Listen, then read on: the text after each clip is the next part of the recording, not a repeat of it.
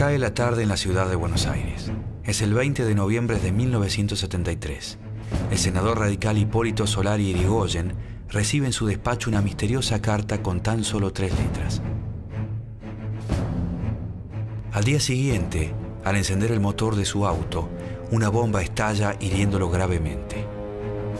Este es el primer atentado de la Alianza Anticomunista Argentina, agrupación parapolicial de ultraderecha que asolaría el país hasta 1976. Según la CONADEP, sería responsable de 428 homicidios, aunque se sospecha su participación en más de 1.500 crímenes. El ideólogo y jefe supremo de esta banda terrorista es el secretario personal y ministro de Bienestar Social de Juan Domingo Perón, José López Rega.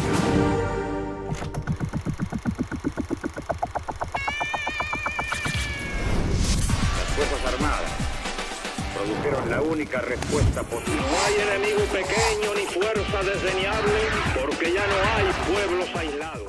López Rega nace paradójicamente un 17 de octubre de 1916. Desde temprana edad manifiesta interés por temas espirituales y religiosos. A los 27 años se casa y en 1944, tras ver frustrada su pasión por el canto, se incorpora a la Policía Federal. Durante el primer gobierno de Perón y gracias al apoyo del jefe de policía Filomeno Velasco, López Rega integra la guardia que protege la residencia presidencial. Se jacta de conocer a las 3 esposas de Perón muy de cerca. La primera, Aurelia Tizón, había sido su profesora de canto. Con Evita los unía la supuesta vocación artística. Pero es la relación con la tercera mujer de Perón, María Estela Martínez Cartas, Isabel, la que finalmente dejaría huellas en la historia argentina. En 1965, Perón, exiliado en España, envía a Isabel a la Argentina. El objetivo del viaje es reorganizar las fuerzas del peronismo sacudidas por las ambiciones personales del secretario general de la CGT, Augusto Timoteo Bandor, que promueve un peronismo sin Perón.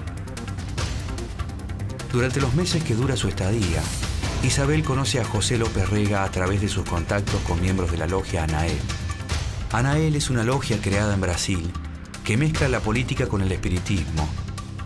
Plantean como parte de su extravagante doctrina que Perón está llamado a ser el conductor cósmico de las masas argentinas. Isabel comparte con López Rega su afición por la astrología y los asuntos espirituales. López Rega se gana su confianza y se convierte en secretario y en una especie de asesor espiritual. Al regresar a España, Isabel vuelve acompañada por López Rega. Por sugerencia de Isabel, se queda en la residencia de Perón, donde realiza funciones de mayordomo. Con el tiempo toma bajo su control tareas cada vez más relevantes y muestra especial interés en la frágil salud de Perón y sus cuidados. Tras la muerte de Rodolfo Valenzuela, secretario privado de Perón, López Rega se convierte en su reemplazante. La grave crisis que vive Argentina bajo la dictadura militar coloca nuevamente a Perón en el centro de la escena política. Que el justicialismo nunca ha estado en una mejor situación que hoy. Y nuestros enemigos nunca han estado en una peor situación que hoy. Desde finales de los años 60, la Quinta 17 de octubre, su residencia en la lujosa urbanización de Puerta de Hierro, en Madrid, se convierte en un lugar de peregrinaje donde sindicalistas y políticos acuden para recibir la bendición del líder. Con la salud de Perón debilitada, Isabel y López Rega controlan el acceso a la casa, una posición estratégica desde donde deciden quién puede llegar hasta el líder y quién no. En 1971, el presidente de facto Alejandro Agustín Lanusse, agobiado por el descontento popular y la violencia política creciente, decide llamar a elecciones, pero mantiene la cláusula proscriptora que impide a Perón ser candidato. Desde España, Perón releva a su delegado personal, Daniel Paladino, acusándolo de negociar con Lanusse a sus espaldas. En noviembre designa como su representante en el país a Héctor Cámpora. Lealtad total, incondicional a mis verdaderos amigos. Entre los que el que tengo el mejor y el que más me honra es el general Juan Perón. En los últimos años, el peronismo se ha convertido en un movimiento heterogéneo, donde conviven sectores negociadores, como la burocracia sindical y la vieja estructura partidaria, con nuevas fuerzas de ruptura como la guerrilla y la juventud peronista. Cámpora es el encargado de preparar el retorno de Perón al país. Trabaja duramente para reorganizar el movimiento, unificando las fuerzas de la llamada tendencia revolucionaria, sector que incluye la juventud peronista y las organizaciones armadas, y buscando consenso con los líderes de la ortodoxia sindical. El martes 7 de diciembre de 1971, Isabel vuelve a la Argentina después de 6 años. Señora, el último domingo usted mencionó a algunas personas que, diciéndose peronistas, atentaban contra la verticalidad del movimiento. Mire, señor, yo no le atribuyo ninguna importancia. Generalmente estas cosas se producen por infiltraciones que se hacen dentro de nuestro movimiento, pero piense usted que un frasco de tinta no puede manchar un océano, señor. López Rega la acompaña en su viaje. Aquel hombre silencioso y taciturno, que se había ido como mayordomo y consejero espiritual de Isabel, regresa sonriente y triunfal como secretario personal del político más influyente de la Argentina, el general Juan Domingo Perón. El 17 de noviembre, tras 17 años de exilio, Perón regresa al país. En su breve estadía, se reúne con los representantes de la mayoría de los partidos políticos, buscando asegurar el proceso electoral, y designa como candidato a presidente a su delegado personal, Héctor Cámpora. Esto representa un claro apoyo a la izquierda del movimiento que rodea al delegado y un castigo para el sindicalismo y la derecha política peronista. El 11 de marzo de 1973, el Frente Justicialista de Liberación gana las elecciones con casi el 50% de los votos. La izquierda peronista se siente dueña del triunfo. Con sus movilizaciones había presionado a la NUCE para lograr el retorno de Perón y había sido la verdadera protagonista de la campaña electoral.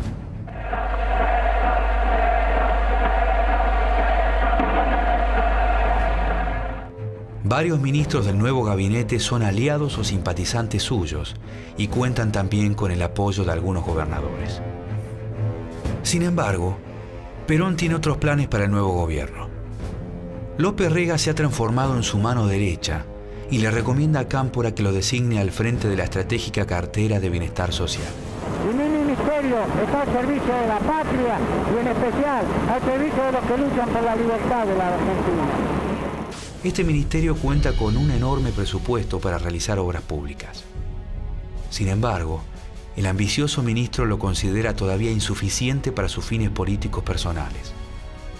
Desde allí comienza su lucha contra los sectores identificados con la izquierda peronista. A mediados de junio, comienzan los preparativos para el regreso definitivo de Perón al país.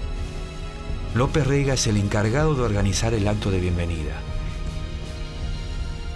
El 20 de junio de 1973, Perón inicia su retorno definitivo al país.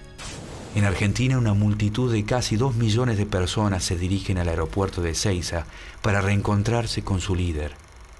Pero en los alrededores del palco de honor se produce un enfrentamiento entre la custodia dispuesta por López Rega y miembros de Montoneros que llegan con las columnas de la tendencia revolucionaria. El avión que trae a Perón es desviado y aterriza en la base aérea de Morón. Lo que parecía iba a ser una enorme fiesta, terminaba con un saldo de decenas de muertos y heridos. Y aunque López Rega es señalado como el instigador del enfrentamiento, Cámpora será quien pagará el costo político de la tragedia. Desde la llegada de Perón a la Argentina, su residencia en Gaspar Campos se convierte en una sede paralela del mando político. Allí concurren el presidente y sus ministros a recibir orientaciones del jefe del movimiento. El 10 y el 11 de julio, mientras corren los rumores de una posible renuncia de Cámpora, Perón se reúne con los jefes de las Fuerzas Armadas. Por esos días, López Rega parece haber vuelto a su antigua función de portero en Madrid. La tarea es doblemente contradictoria. Por un lado, es incompatible con su investidura de ministro. Por el otro, López Rega conspira contra el mismo gobierno del que forma parte. El 13 de julio, Cámpora, agobiado por las presiones de la derecha del movimiento y del propio Perón, presenta su renuncia en el Congreso. Como sucesor constitucional, Alberto Díaz Vialet ha sido oportunamente enviado en una misión al exterior. Es nombrado presidente provisional Raúl Lastiri, presidente de la Cámara de Diputados y yerno de López Rega. La caída del gobierno deja el camino libre para una tercera presidencia de Perón. Al proclamarse su candidatura, López Rega y el sindicalismo sugieren como compañera de fórmula a Isabel. Debido a que la salud de Perón es frágil y a que nadie puede asegurar cuánto tiempo soportará el peso de un nuevo mandato, el cargo de vicepresidente se vuelve clave. Parte de la dirigencia política lo entiende y advierte sobre el peligro de que López Rega se adueñe del poder a través de su influencia sobre Isabel. ¿Tiene indicado alguna reunión importante? Bueno, en realidad eso no se lo puede decir porque eso Hoy el día está condicionado a cómo vaya el movimiento de trabajo. En un primer momento, Perón mantiene reuniones con Ricardo Balbín, líder de la Unión Cívica Radical, pero el acuerdo no prospera. Y convino necesariamente en que este encuentro o estos encuentros eran útiles a la política argentina, que no significaba que nadie depusiera nada de lo suyo, sino que se aunaban esfuerzos comunes para sacar de mejor manera al país de las circunstancias en que se encuentra. El 21 de julio, la juventud peronista se lanza a las calles en apoyo a Perón, pero también con la intención de presionar por la candidatura a vicepresidente de Cámpora. Casi 50.000 jóvenes desfilan por las calles de Buenos Aires hasta los alrededores de la residencia presidencial de Olivos. Con esta demostración de fuerza, pretenden inclinar la balanza a su favor y liberar a Perón de un supuesto cerco que lo rodea.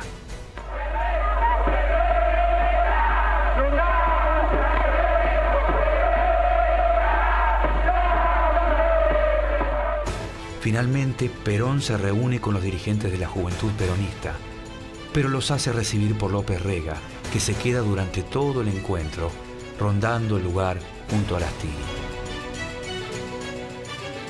El 4 de agosto, el Congreso Nacional Peronista proclama la fórmula Juan Perón-Isabel Perón. A partir de este momento, muchos comienzan a tomar en serio las ambiciones políticas de López Rega. El 23 de septiembre, la fórmula Perón-Perón gana las elecciones con más del 60% de los votos. Este es el vehículo en que se disponía a partir aproximadamente hace 50 minutos José Ignacio Rucci, en momentos en que iba a subir al mismo. Él y dos personas que lo acompañaban resultaron heridas de balas que fueron disparadas. Aunque nadie se adjudica públicamente el atentado, todo indica que Montoneros es el responsable. Con este ataque, la organización intenta darle un mensaje a Perón para que los vuelva a tener en cuenta en su partido y en el gobierno. Sin embargo, la muerte de Rucci tiene el efecto contrario. Fortalece la alianza entre el sindicalismo ortodoxo y López Rega y desencadena la persecución partidaria contra toda el ala política de la tendencia revolucionaria. En octubre de 1973, el Consejo Superior Peronista se reúne con la presencia del propio Perón. De la reunión sale un comunicado inquietante, en el que se declara el estado de guerra contra los infiltrados marxistas del movimiento y se llama a los dirigentes a participar de la lucha iniciada, haciendo actuar a todos los elementos de que dispone el Estado para impedir los planes del enemigo y reprimirlo con todo rigor.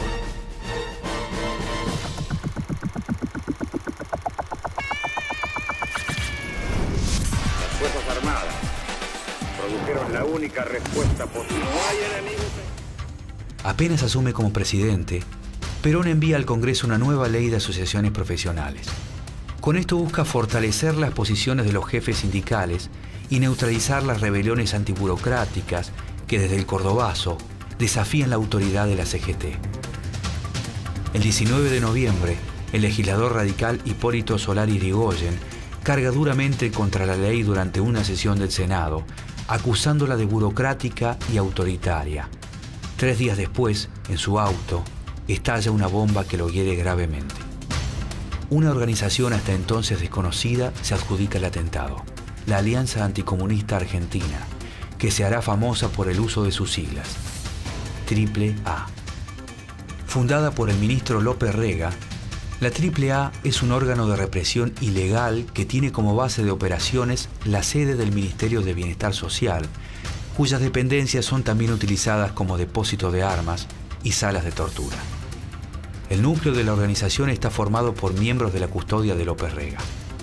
La mayoría son ex policías que habían sido expulsados de la fuerza por delitos graves y luego fueron reincorporados por Raúl Lastiri a través de un decreto presidencial. A ellos se le sumaron matones provenientes de los sindicatos ortodoxos y de la extrema derecha peronista.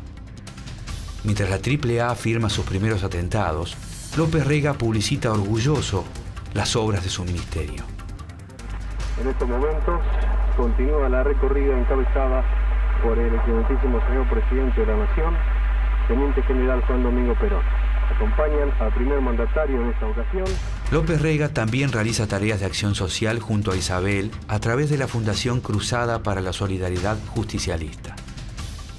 Esta institución funciona en estrecha colaboración con el Ministerio de Bienestar Social, lugar desde donde administran los fondos obtenidos por aportes privados y por la recaudación de la Lotería Nacional. No sé, yo no he pensado todavía nada al respecto. Acá, señor ministro. Que yo diga algo. La señora de Perón, al igual que el general Perón, tienen en este ministerio su casa. Y como la tarea de la señora de Perón en la fundación será muy afín a lo que este ministerio realiza, lo lógico es que la señora quiera ver cómo es el manejo y cuál es el mecanismo. Pero la señora de Perón está aquí en su casa. Si quiere oficina, las tiene todas. Ministro, la sede de la...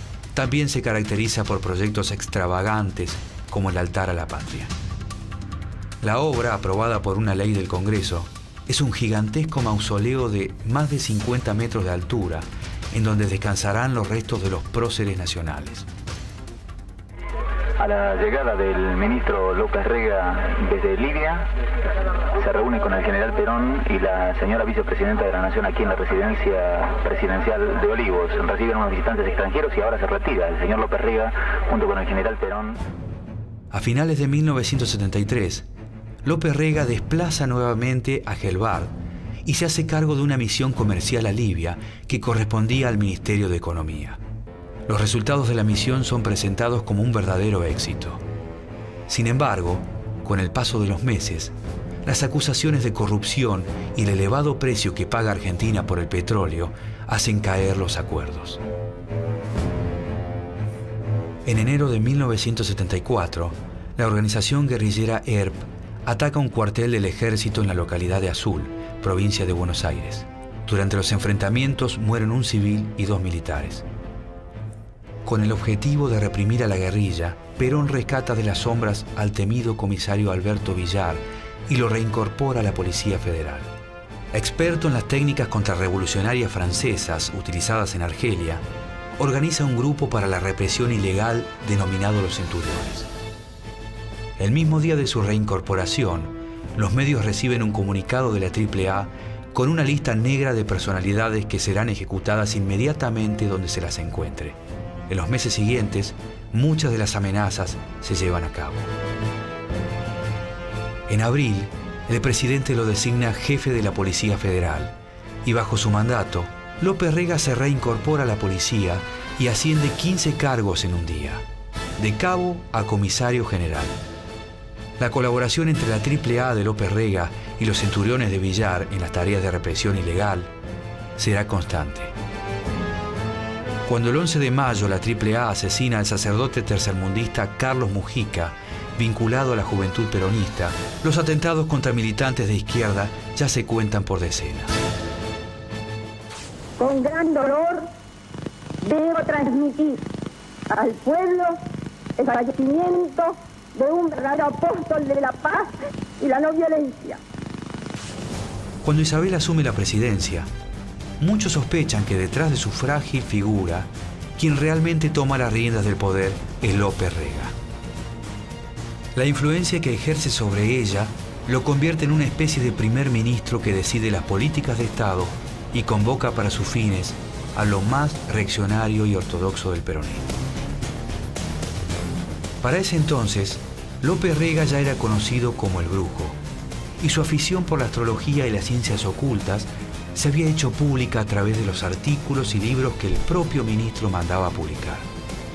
Pero el verdadero lado siniestro de López Rega pasaba por otras actividades. Luego de la muerte de Perón, el accionar de la AAA se intensifica notablemente y los atentados con bombas se multiplican por todo el país. El 31 de julio de 1974 es asesinado el diputado nacional y abogado de presos políticos Rodolfo Ortega Peña. A este crimen le siguen los de Juan José Varas, funcionario del gobierno de Obregón Cano, Atilio López, gremialista y ex vicegobernador de Córdoba, Alfredo Curuchet, abogado de presos políticos, Silvio Frondizi, hermano del expresidente e intelectual de izquierda, y Julio Troxler, ex jefe de la policía legalista y sobreviviente de los fusilamientos de la Revolución Libertadora.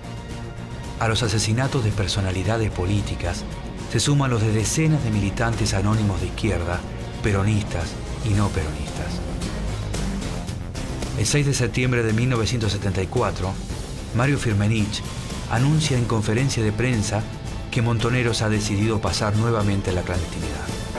¿Cuál es la posición de Montoneros con respecto al gobierno nacional? Con respecto al gobierno nacional, nosotros hemos sostenido, ya cuando falleciera el general Perón, que era lógico y natural que la vicepresidenta en aquel momento asumiera la presidencia de la nación. Esto no significa nuestro apoyo incondicional a la gestión de gobierno, que por el contrario tenemos múltiples críticas en donde la central o las dos centrales son la política represiva de desarrollo de gobierno y la política económica, o sea, el pacto social, que creemos que tal cual está va en contra de los trabajadores y por lo tanto no es una herramienta apta para la liberación nacional. Con el asesinato del comisario Villar, Montoneros inicia una serie de atentados contra policías, funcionarios del Ministerio de Bienestar Social y sindicalistas, en respuesta a la ofensiva de la AAA. A 2 meses de su asunción, la figura de Isabel comienza a ser cuestionada por la evidente injerencia de López Rega en todos los asuntos de Estado. El 17 de octubre, el propio ministro organiza un gran acto en Plaza de Mayo para reafirmar la autoridad de la presidenta. Pero al salir al balcón, el ministro no hace más que confirmar los rumores, balbuceando al oído de Isabel el discurso que ésta pronuncia. ¡Maravilloso! ¡Injusto! ¡Que le tributa su pueblo a su líder! Los primeros síntomas de malestar entre los jefes sindicales y el gobierno surgen con motivo de la repatriación de los restos de Evita que permanecían en Puerta de Hierro. Lorenzo Miguel, perdón, hay algo que no ha quedado en claro en la opinión pública. ¿La 62 y la CGT tenían conocimiento de la repatriación de los restos de Eva Perón? Vuelvo a reiterar que eso era una cuestión privativa del gobierno para darla a conocer en el momento que ella considera oportuno. Pero, perdón, ¿tenían conocimiento con antelación? Le vuelvo a decir que nosotros no teníamos ningún conocimiento, sino solamente... Lorenzo Miguel pide una reunión urgente con la presidenta en la que reclama un espacio en el gobierno que López Rega no estaba dispuesto a conceder. El enfrentamiento es inevitable. En junio de 1975 asume como ministro de Economía Celestino Rodrigo, integrante del círculo de López Rega. El nuevo funcionario pone en marcha un plan que busca debilitar a los líderes de la CGT y anuncia una devaluación de la moneda del 100%, y un fuerte aumento de los combustibles y servicios públicos. El plan de ajuste, bautizado como Rodrigazo, provoca una explosión inflacionaria, desabastecimiento y un duro recorte en el poder adquisitivo de los trabajadores. La reacción a estas medidas es una movilización masiva y espontánea que supera a los sindicatos. Desbordados por las bases, los jefes sindicales se pliegan a la protesta y decretan una huelga general por 48 horas en reclamo de un aumento salarial. Una multitud se congrega en los alrededores de la Casa Rosada para exigir la renuncia de Rodrigo y López Rega. La crisis política desatada obliga a Isabel a aprobar los aumentos y pocos días después los 2 ministros renuncian. En un acto de desesperación por aferrarse al poder, López Rega reagrupa a toda su custodia en los alrededores de la residencia de Olivos y se recluye allí junto a Isabel. El exministro anuncia que la presidenta está enferma y prohíbe el ingreso a los ministros de Estado. La imagen de una presidenta virtualmente secuestrada por su secretario privado genera una situación de vacío de poder que se agrava con las horas. Al amanecer del 19 de julio, 3 escuadrones de granaderos al mando del coronel Sosa Molina, responsable de la seguridad de la presidenta, ingresan a la residencia y desalojan a la custodia de López Rega.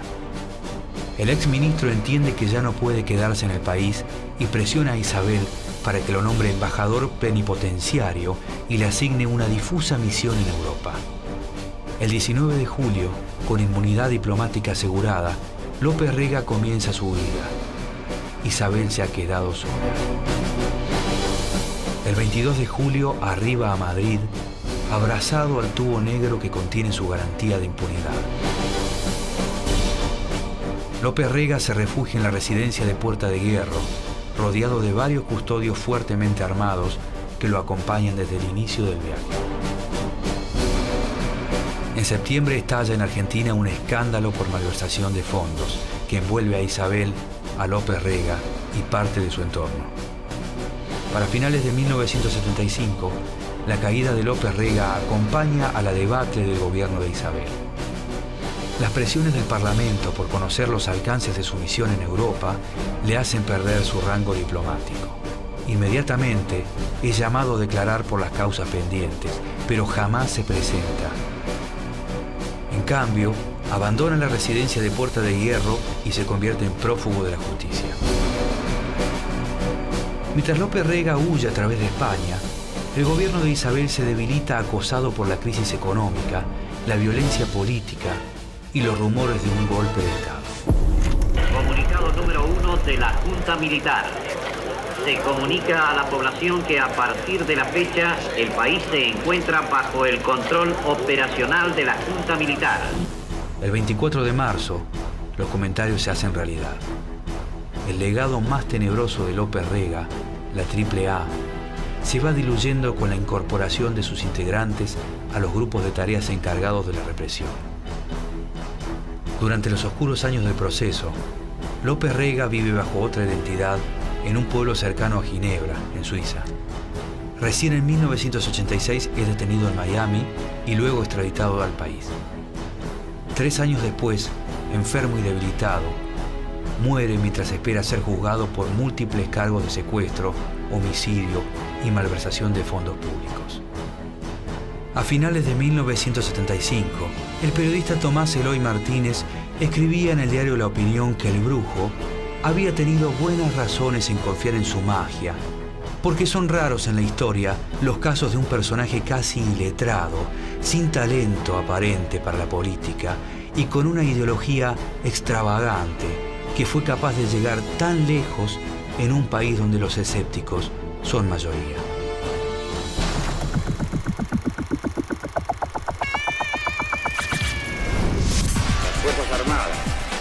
Produjeron la única respuesta posible. No hay enemigo pequeño ni fuerza desdeñable, porque ya no hay pueblos aislados.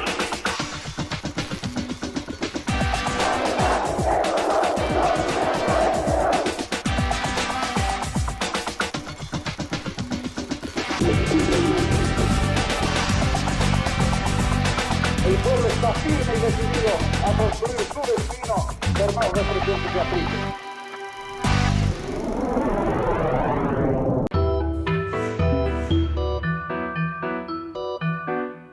En 1965, Perón, exiliado en España, envía a Isabel a la Argentina. El objetivo del viaje es reorganizar las fuerzas del peronismo sacudidas por las ambiciones personales del secretario general de la CGT, Augusto Timoteo Bandor, que promueve un peronismo sin Perón. Durante los meses que dura su estadía, Isabel conoce a José López Rega a través de sus contactos con miembros de la logia ANAEL. ANAEL es una logia creada en Brasil que mezcla la política con el espiritismo. Plantean como parte de su extravagante doctrina que Perón está llamado a ser el conductor cósmico de las masas argentinas. En 1944, tras ver frustrada su pasión por el canto, se incorpora a la Policía Federal. Durante el primer gobierno de Perón y gracias al apoyo del jefe de policía Filomeno Velasco, López Rega integra la guardia que protege la residencia presidencial. se jacta de conocer a las 3 esposas de Perón muy de cerca. La primera, Aurelia Tizón, había sido su profesora de canto. Con Evita los unía la supuesta vocación artística. Pero es la relación con la tercera mujer de Perón, María Estela Martínez Cartas, Isabel, la que finalmente dejaría huellas en la historia argentina. El ideólogo y jefe supremo de esta banda terrorista es el secretario personal y ministro de Bienestar Social de Juan Domingo Perón, José López Rega.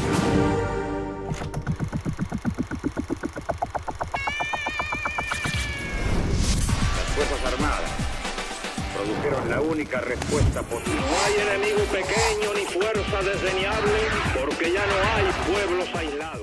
López Rega nace paradójicamente un 17 de octubre de 1916. Desde temprana edad manifiesta interés por temas espirituales y religiosos. A los 27 años se casa y en 1920